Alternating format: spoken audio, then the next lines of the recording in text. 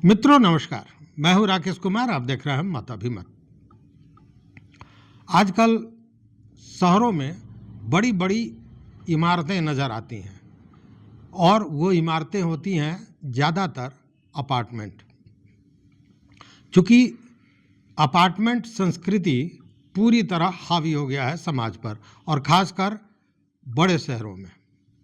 हालांकि अब वो चीज़ें छोटे शहरों में भी दिखने लगी हैं, अपार्टमेंट बनने लगे हैं, लोग फ्लैट खरीदने लगे हैं और इस अपार्टमेंट संस्कृति में कोई गांव का बीघा 2 बीघा ज़मीन बेचकर भी कोई अपार्टमेंट खरीद लेता है तो खुद अपनी पीठ थपथपाता है और उसे लगता है कि उसने बहुत बड़ी उपलब्धि हासिल कर ली।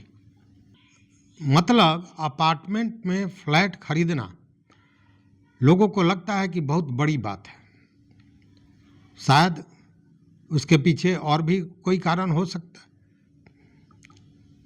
मतलब कि शहरों में अपार्टमेंट में फ्लैट को खरीदना एक बड़ी बात मानी जाती है और इसी के चलते आप देख रहे होंगे कि अपार्टमेंट बनाने का कारोबार या यूं कहें कि भवन निर्माण का यह जो क्षेत्र है, इसमें दिन दूना रात चौगुनी वृद्धि हो रही है।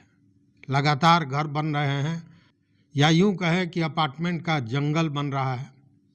लेकिन लगता है कि आने वाले कुछ समय के लिए यह व्यवसाय, यह जो क्षेत्र है, यह जो बिजनेस है अपार्टमेंट का, यह कुछ कमज़ोर होने जा रहा है।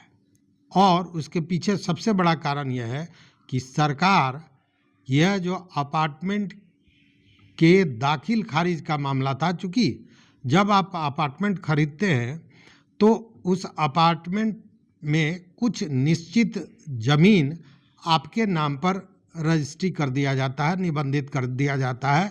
मतलब कि उस फ्लैट के साथ आपको कुछ निश्चित ज़मीन भी निबंधित किया जाता है, रजिस्ट्री किया जाता है और आप उसे दाखिल खारिज कराते हैं, म्यूटेशन कराते हैं अंचल स्तर पर।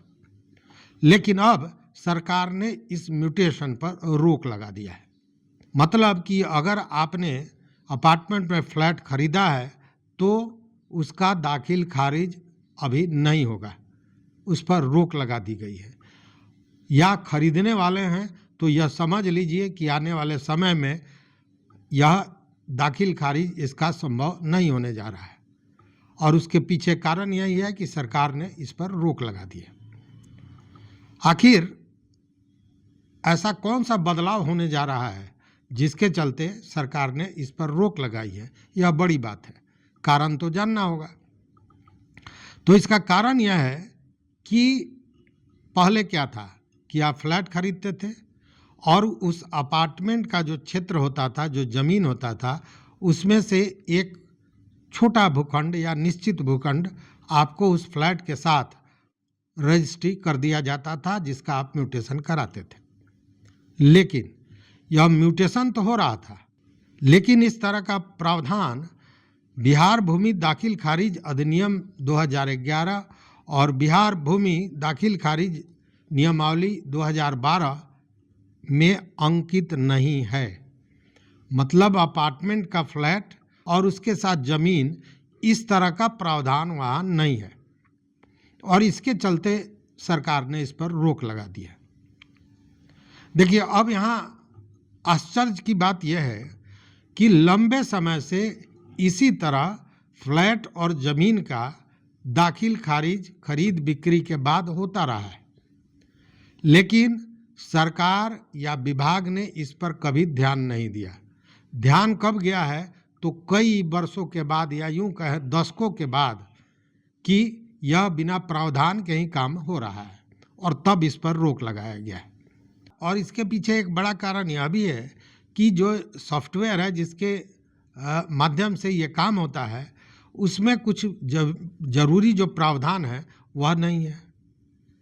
तो एक जगह तो नियमावली में नहीं है, दूसरी जगह चूँकि नियमावली में नहीं है तो सॉफ्टवेयर में उन चीज़ों की कमी है। इन सारे चीज़ों को देखते हुए यह फैसला लिया गया है सरकार द्वारा कि अभी दाखिल खारिज पर रोक लगा दी जाए। इसका असर क्या होगा? तो इसका असर यह होगा कि फ्लैट खरीद बिक्री का जो यह व्यवसाय है यह मंदा हो जाएगा।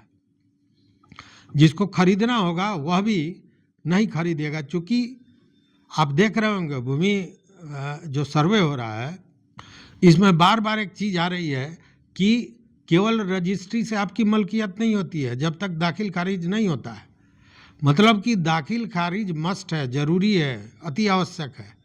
और जब दाखिल खारिज होगा ही नहीं तो करोड़ों लाखों रुपए लगाकर कोई सीधे रजिस्ट्री कराएगा नहीं। कहने का मतलब कि यह व्यवसाय प्रभावित होगा और इसकी खरीद बिक्री पर बुरा असर पड़ेगा। अब देखने वाली बात है कि इन प्रावधानों को, इन नियमावली को किस तरह सरकार कितना जल्दी विभाग ठीक करता है और कितना जल्दी फिर सॉफ्टवेयर को सही करके दाखिल खारिज का काम शुरू किया जाता है। लेकिन तत्काल अगर आपको फ्लैट लेना है किसी अपार्टमेंट में तो यह मान के चलें कि अभी दाखिल खारिज नहीं होगा। तो ये एक आवश्यक जानकारी थी। देखते रहिए मत अभिमत। चैनल पर नए हो तो सब्सक्राइब कीजिए, लाइक कीजिए, दोस्तों के साथ शेयर कीजिए और अपना विचार जरूर दीजिए। बहुत बहुत धन्यवाद, कोटिशाह आभार।